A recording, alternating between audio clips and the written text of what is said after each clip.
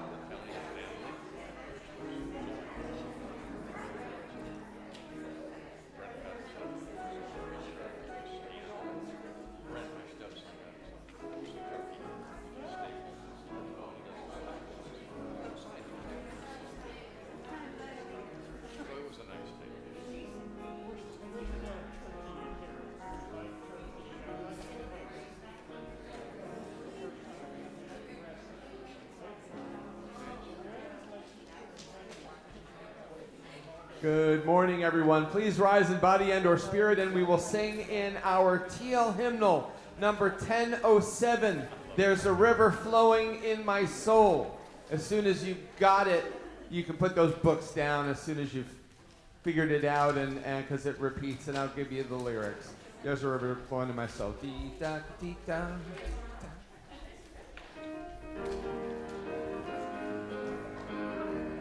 Here we go. There's a river flowing in my soul.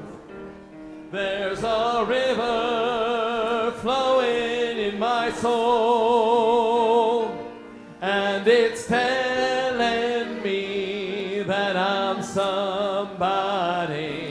There's a river flowing in my soul. Let's do river in my heart. There's a river flowing in my heart. There's a river flowing in my heart, and it's telling me that I'm somebody. There's a river flowing in my heart. River in my mind, let's hear it. There's a river flowing in my mind. There's a river flowing in my mind, and it's telling me that I'm somebody. There's a river flowing in my mind. Last time, river in my soul.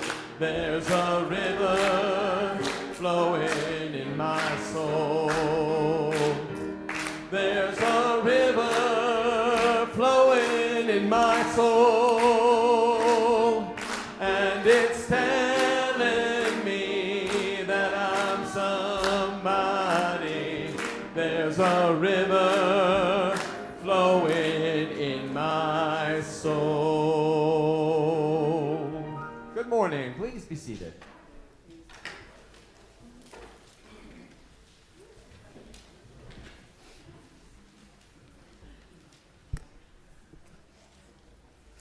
Good morning. Is it on? And welcome to First Parish Brewster.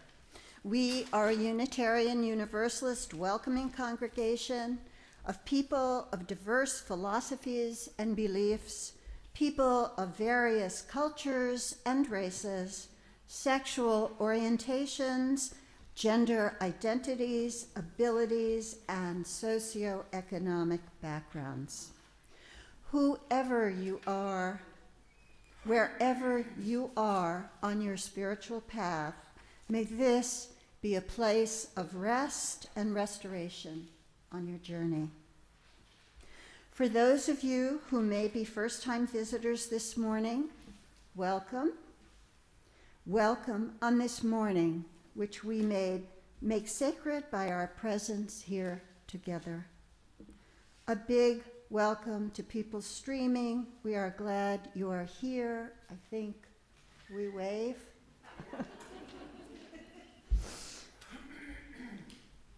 I am Margaret Rice Moyer, happy to be welcoming you to this service this morning with Kevin Bananas and our music director, and Twinks Hastings, our Lifespan Religious Education Director. Our services are recorded and available on your YouTube channel midweek. We do ask that all over 4 mask while in our buildings. Please silence your cell phones. We ask that all wear their name tags or fill out the sticker name tags in an effort to be more welcoming. We also welcome the noise, movements, and mirth that little ones bring into our worship service.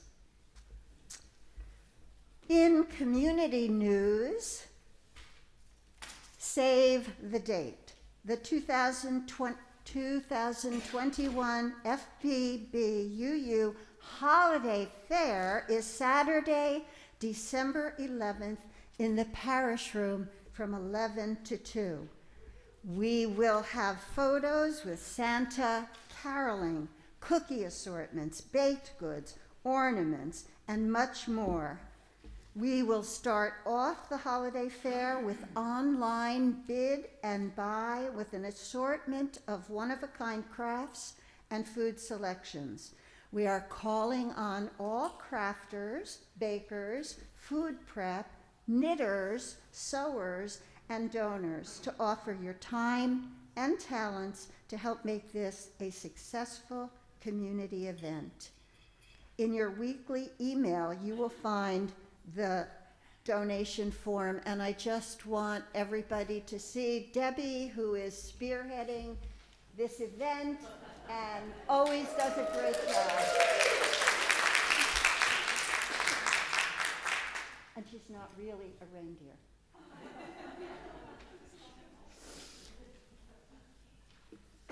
Next Sunday, you are invited to join the Reverend Jessica and Worship Associate Chuck Medansky as they lead a service on Tiny Joys. All are welcome next Sunday. Welcome to our service this morning. It is so good to be together.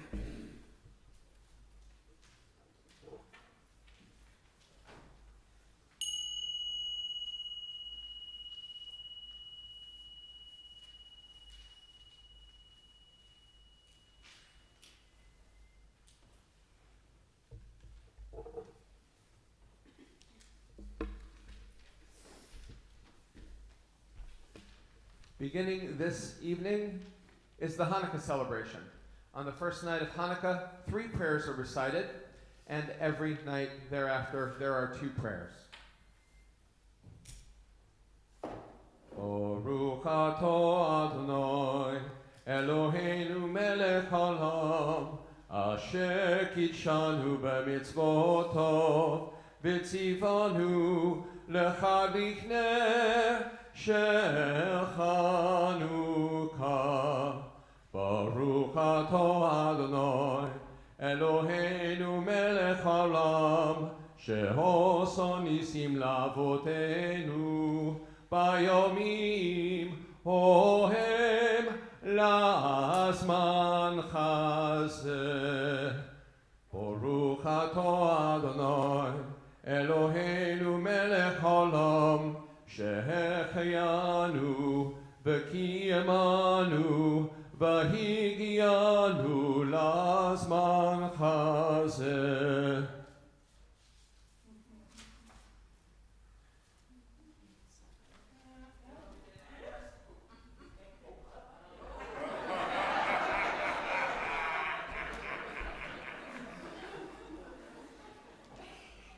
And today is also the first Sunday of Advent.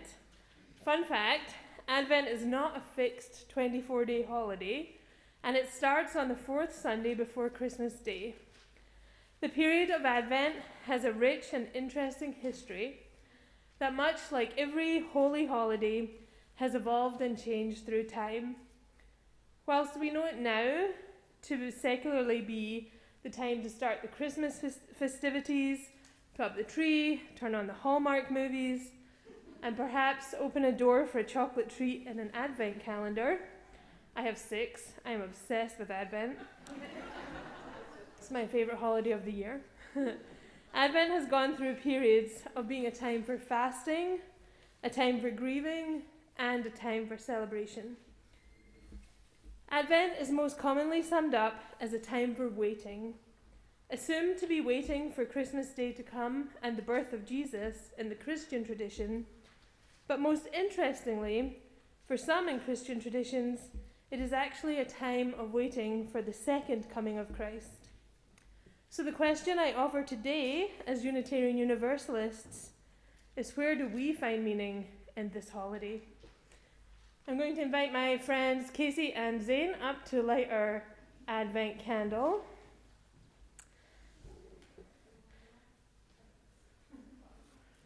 Or maybe just Casey. That is A-okay.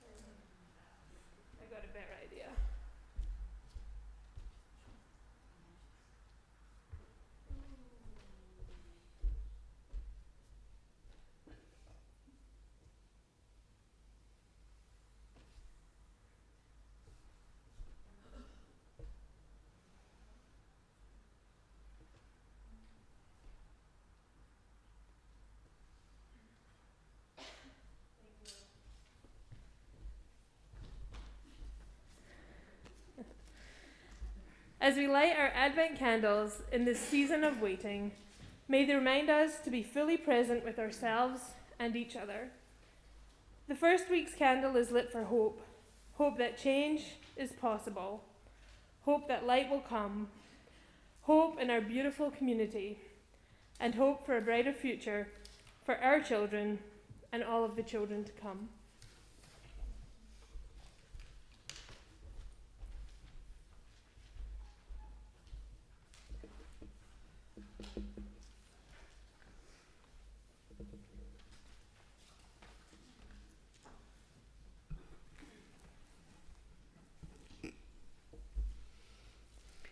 Will you believe me when I tell you I had every intention of summoning up gratitude on this Sunday following what we white Americans call Thanksgiving? It's true. I wanted to talk about how even in the midst of individual trials and challenges, gratitude surfaces every day. I wanted to say that we can use this day to acknowledge our blessings of family, community, and the bountiful harvest. I even had a wabi-sabi dance, simple gifts in mind. I wanted to say these things, and they would be true, but such a tiny piece of the whole truth. And I found myself unable to go there. I couldn't do it. I could not write about the myth of Thanksgiving, even with, or perhaps despite, my own joyful memories over so many years now.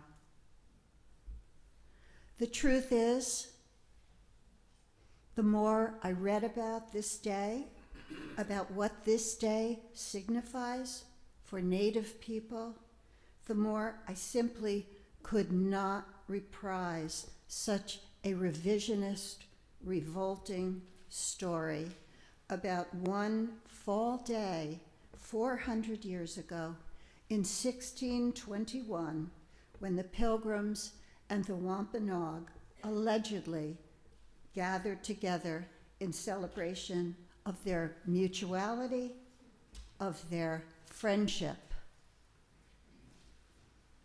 What a lie. So many of us fell for it. I did. This morning's worship is my small attempt to face the enormous truth of what this day really signified and the absolute horror of that truth. This, my friends, is what is required of us if we are holding history, if we are truly holding history. It must not be a falsified history. It must not be a whitewashed history. The truth will make us feel bad. It will make us wonder, what can we do? It will make us feel guilty. But those aspects are irrelevant and do not serve us well. The purpose of facing our history honestly is to understand that human beings are not always very human, and white human beings have never understood how they are connected to all of the natural and human world, and how our predecessors have been responsible for crimes against humanity. It is harsh and it is hard, this holding history. But we are not Unitarian Universalists because we are looking for easy answers.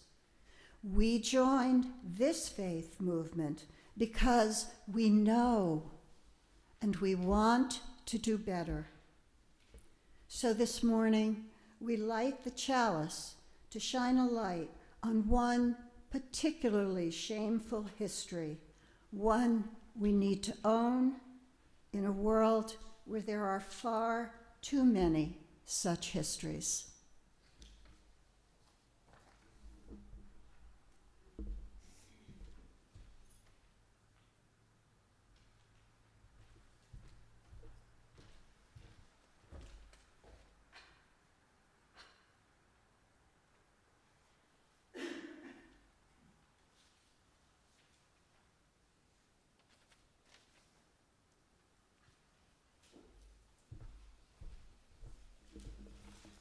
Please rise in body and or spirit as we sing number 121 in the great hymnal, We'll Build a Land.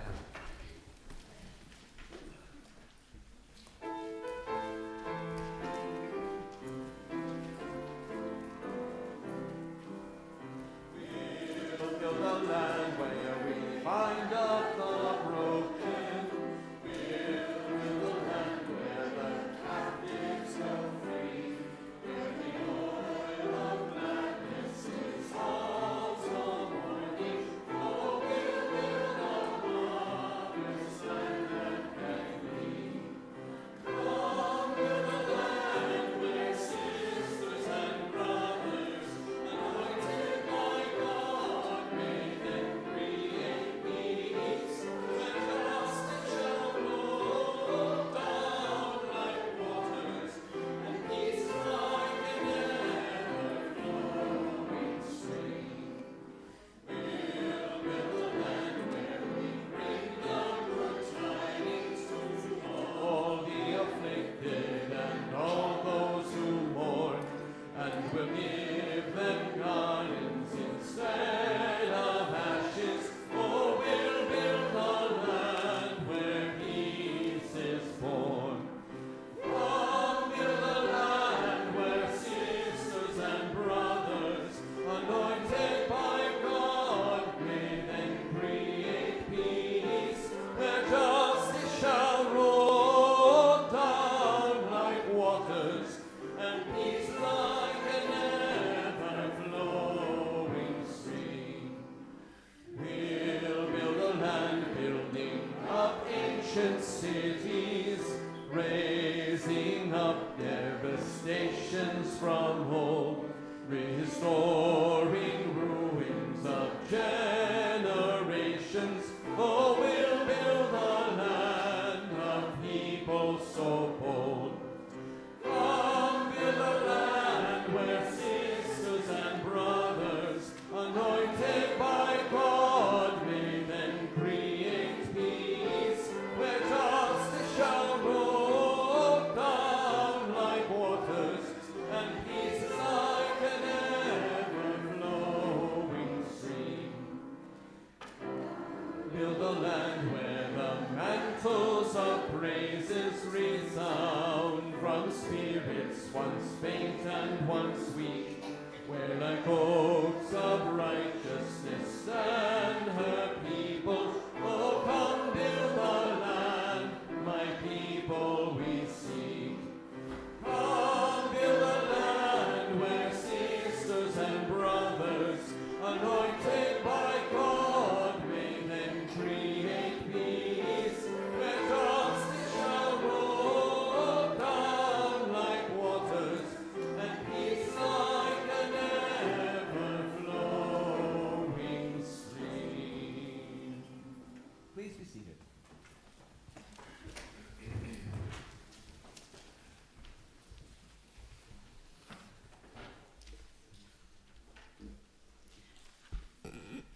An American Sunrise by native poet Joy Harjo. We were running out of breath as we ran out to meet ourselves. We were surfacing the edge of our ancestors' fights and ready to strike. It was difficult to lose days in the Indian bar if you were straight. Easy if you played pool and drank to remember to forget. We made plans to be professional, and did. And some of us could sing, so we drummed up a firelit pathway up to those starry stars. Sin was invented by the Christians, as was the devil, we sang. We were heathens, but needed to be saved from them. Thin chance. We knew we were all related in this story. A little gin will clarify the dark and make us all feel like dancing. 40 years later, and we still want justice. We are still America. We know the rumors of our demise. We spit them out. They die soon.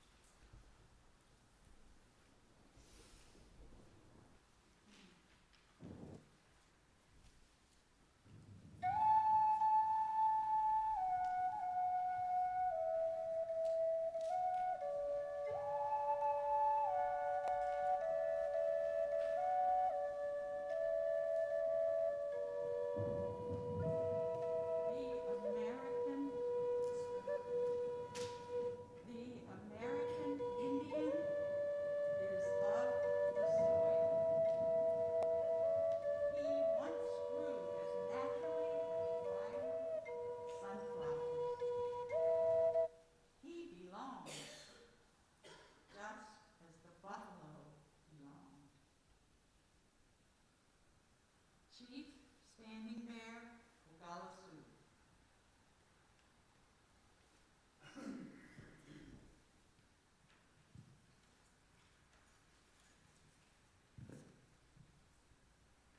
The Great Spirit is in all things. He is in the air we breathe. The Great Spirit is our Father, but the earth is our mother. That which we put into the ground, she returns to us. Big Thunder, Wabanaki, Algonquin.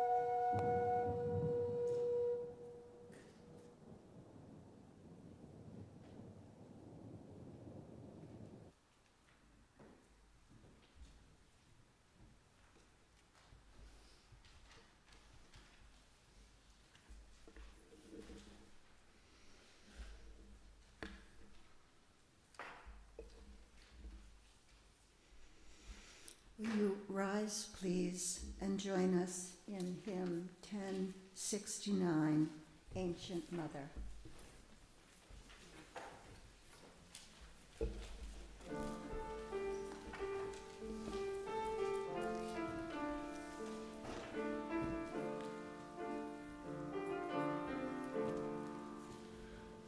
Ancient Mother, I hear you calling. Ancient Mother, I hear your song. Ancient Mother, I feel your laughter. Ancient Mother, I taste your tears. Again. Ancient Mother, I hear you calling. Ancient Mother, I hear your song. Ancient Mother, I feel your laughter. Ancient Mother, I taste your tears.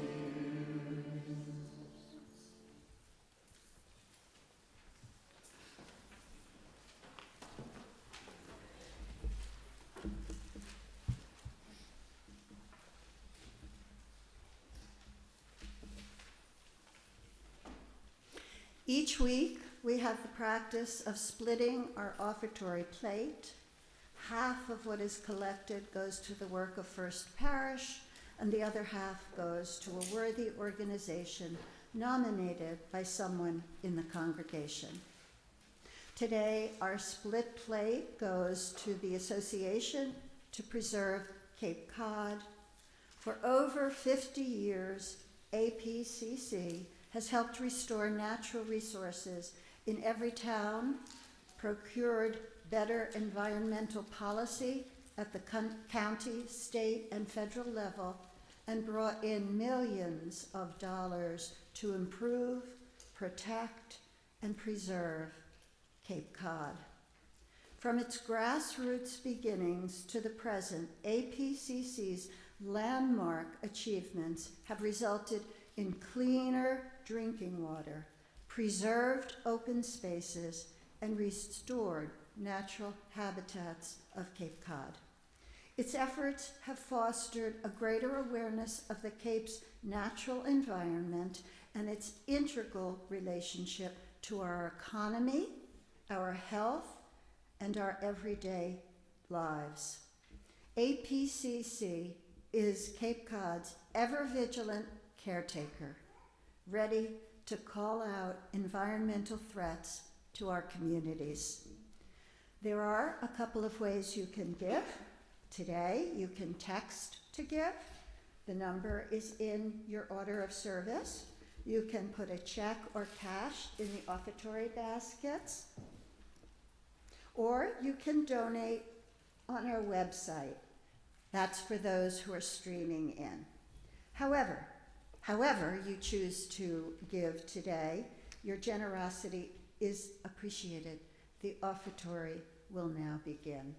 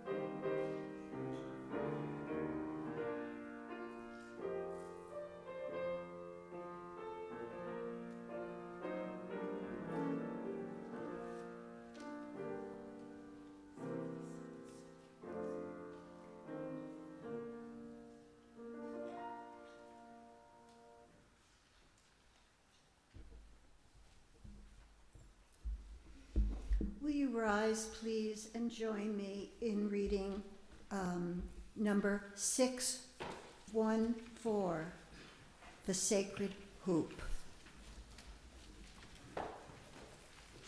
And the congregation will read the italics. Then I was standing on the highest mountain of them all,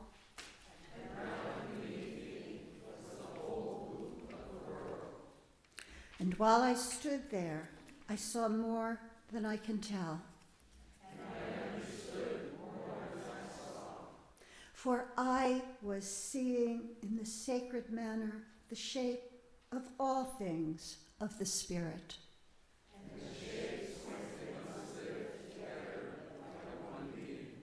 And I saw that the sacred hoop of my people was one of many hoops that make one circle, wide as daylight and starlight.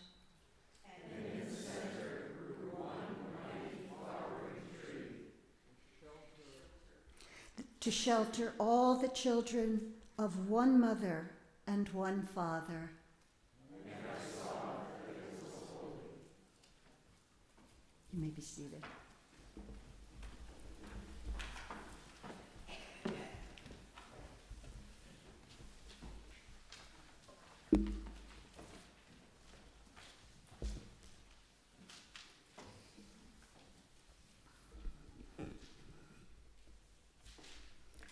So let's begin this morning by acknowledging this beautiful land on which we live, which was stolen from the Wampanoag in 1621. Let us close our eyes for a moment and imagine the trajectory of lies about this meeting between the two peoples. According to David Silverman, in a 2017 New York Times article, quote, "The Wampanoag, who are the Indians in this tale, have long contended that the Thanksgiving myth sugarcoats the viciousness of colonial history for Native people. The Pilgrims did not enter an empty wilderness ripe for the taking. Human civilization in the Americas was every bit as ancient and rich as in Europe. That is why Wampanoag country was full of villages, roads, cornfields, monuments, cemeteries, and forests cleared of underbrush. Generations of Native people had made it that way with the expectation of passing along their land to their descendants." End quote. Let us face our understandable reluctance to own this horrific, brutal history.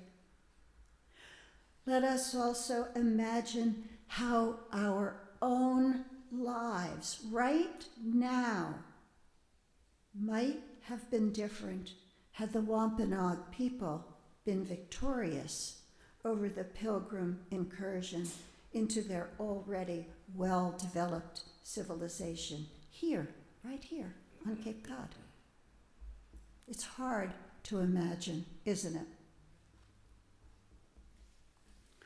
Because we love our placement here, and we are good people with good values, and yet we are here at the gravest cost to our Native neighbors.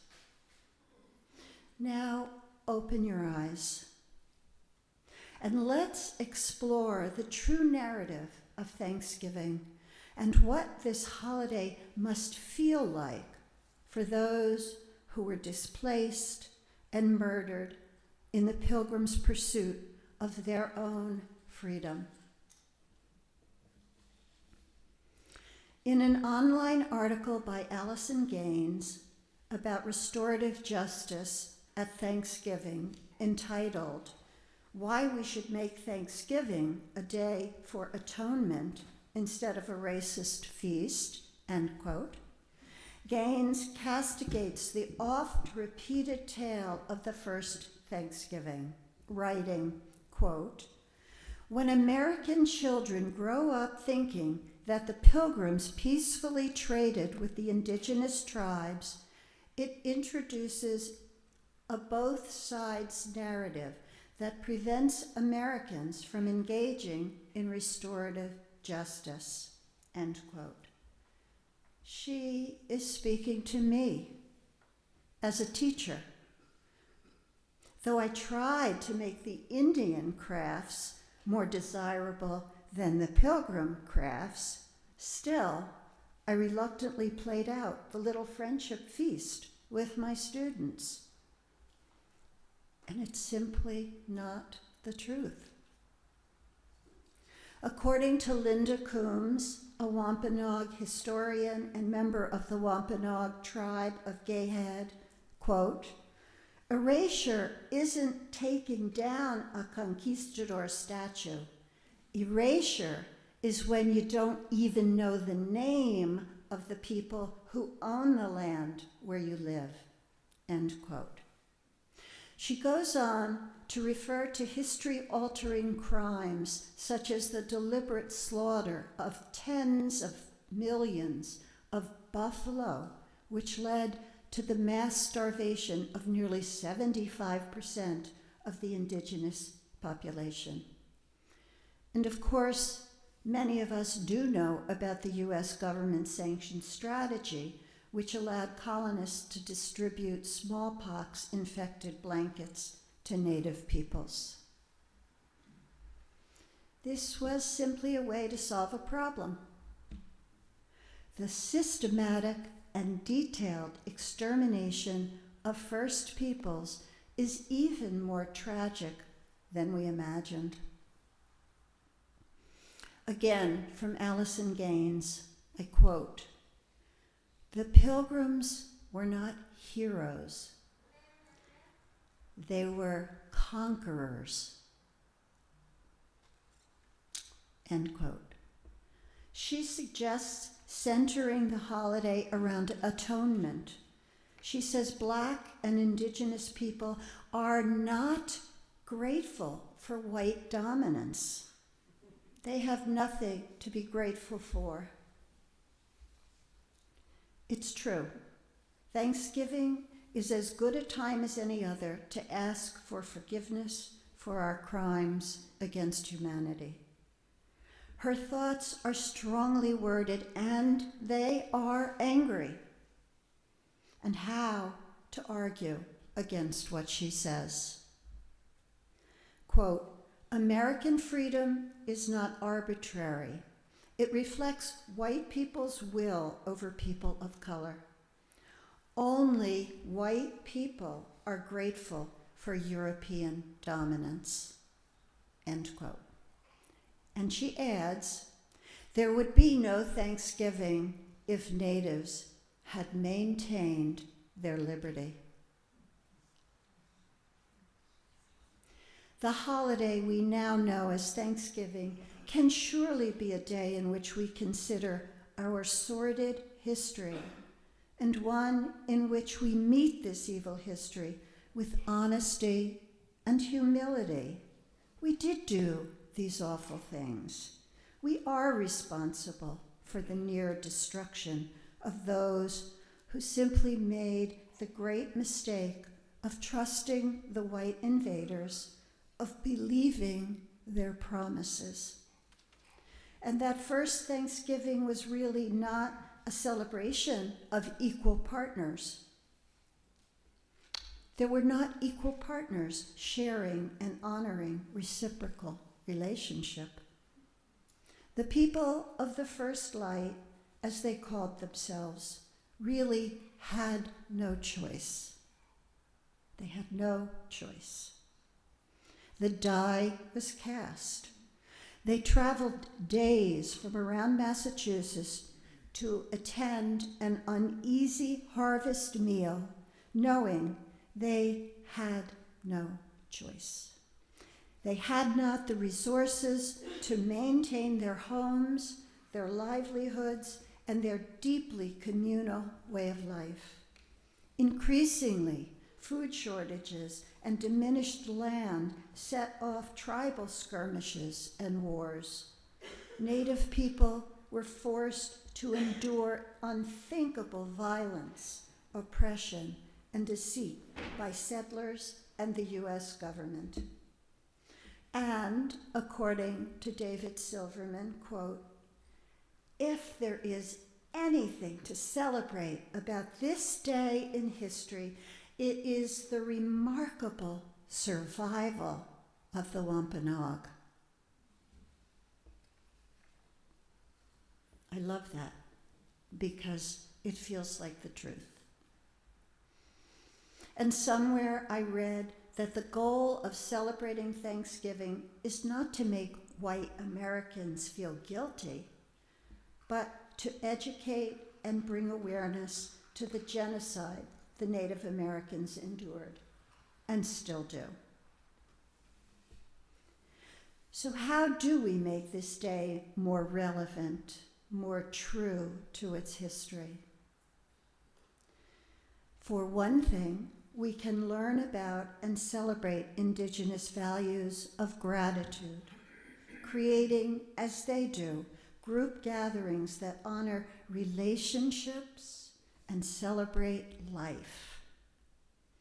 We can use the day for reflection, for learning the ways we have been responsible for making this a national day of mourning for First Peoples. We can engage in conversations with loved ones and others to reject the false, whitewashed origin story and to acknowledge the harm done by the erasure of the true Native American stories from our national dialogue. There are Native leaders and activists who have suggested changing the name of this last Thursday in November. Decolonized alternatives to the holiday might be named Truth-Giving, or Thanks-Taking, or Takes-Giving. I like these words. What do you think?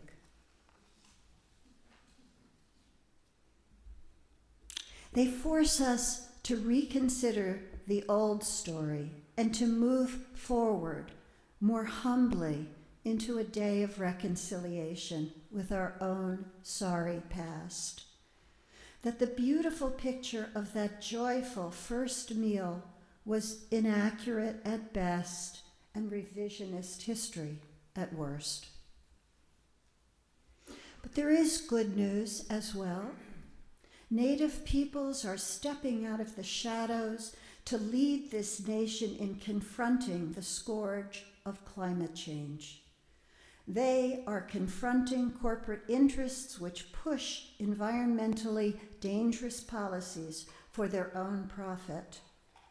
They are returning to and relying on their own intimate relationship with the earth and her at-risk inhabitants, both animal and human. Some, like biologist, scholar, and award-winning Indigenous writer Robin Wall Kimmerer, are sounding the environmental alarm in breathtaking language and saving stories from the wise ones who came before. In 2020, 110 American Indians and Alaskan Native candidates ran for political office. In 1996 and again in 2000, Winona LaDuke, a member of the Ojibwe Nation, ran for vice president with Ralph Nader. She has said she believes the country is primed to re-envision Thanksgiving as an occasion to come to terms with the cruelty Native Americans have experienced throughout history. Let us hope and pray this is true. And to be sure it happens, let's be in the streets, in the voting booths, and in the arts, and be the allies we are called to be. Amen, and blessed be.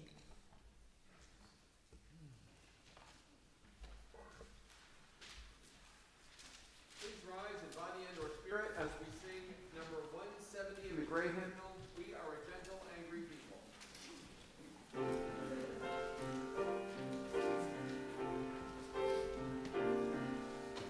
We are a gentle, angry people, and we are singing, singing for our lives.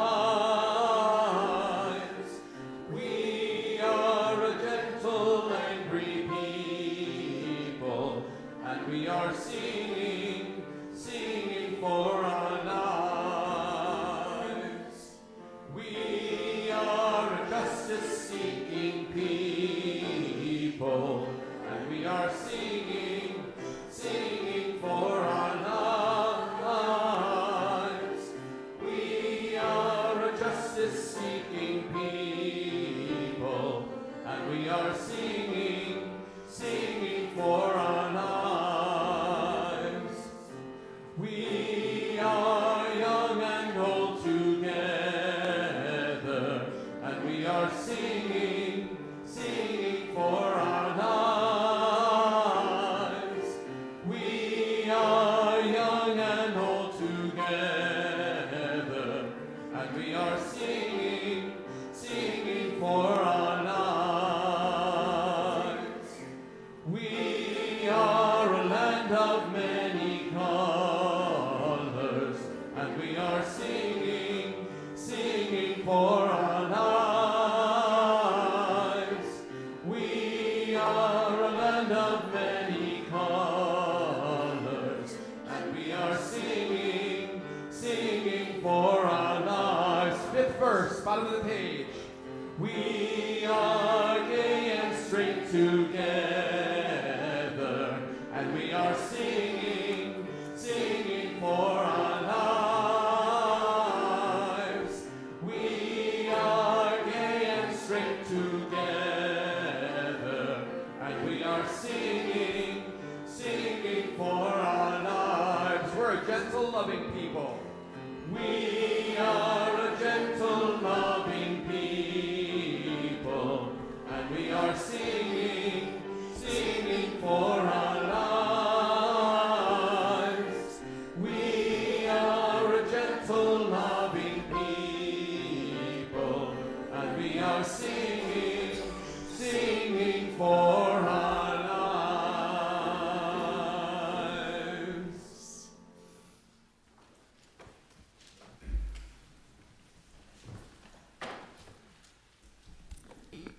So may you join hands if you're comfortable, join elbows if you're not comfortable with hands, put shoulders together if that feels safer.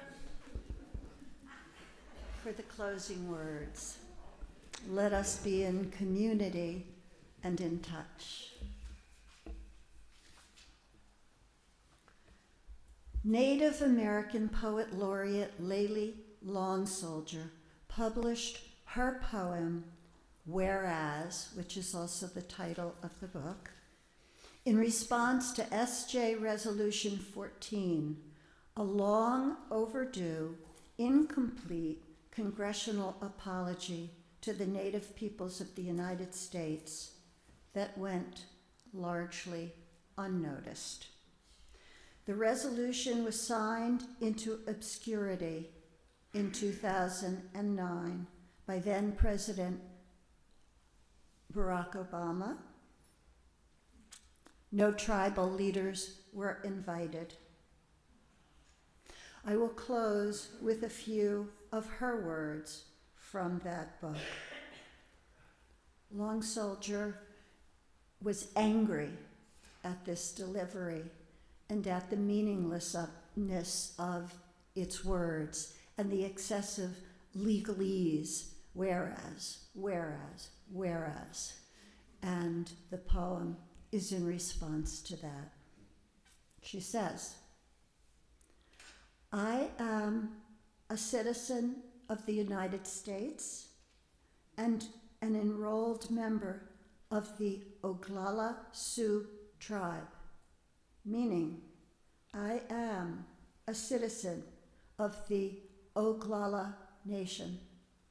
And in this dual citizenship, I must work, I must eat, I must art, I must mother, I must friend, I must listen, I must observe. Constantly, I must live.